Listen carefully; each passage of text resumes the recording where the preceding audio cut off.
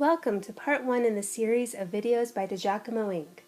We hope that with these videos, we will provide you with the insight into how we create faux rocks and how our approach is different than many fake rock contractors. Today, let's discuss a relatively basic concept of color. Color can make a well-constructed rock feature either look great or just plain fake.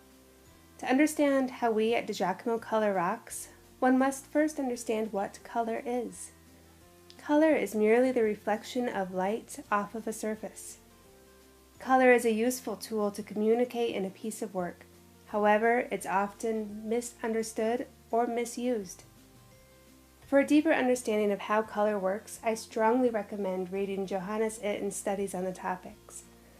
But according to Itten and other experts, color needs to be dealt with scientifically and objectively, not subjectively. So, when it comes to coloring rocks, it's not as simple as putting paint on concrete.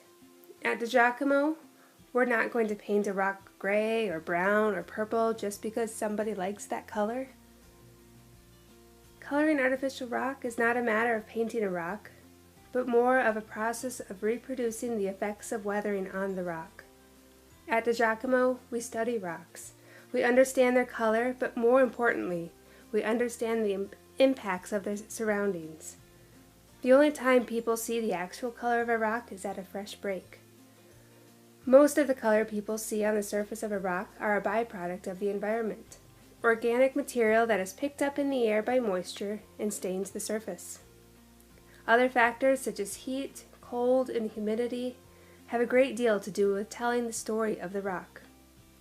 To understand the process, we often compare the coloring of rocks to the antiquing of furniture.